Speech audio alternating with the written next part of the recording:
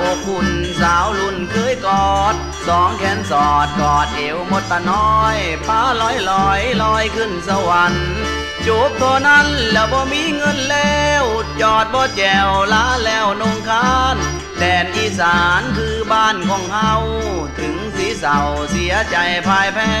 เพราะเลือดแผลหัวใจไหลตกคุ้ม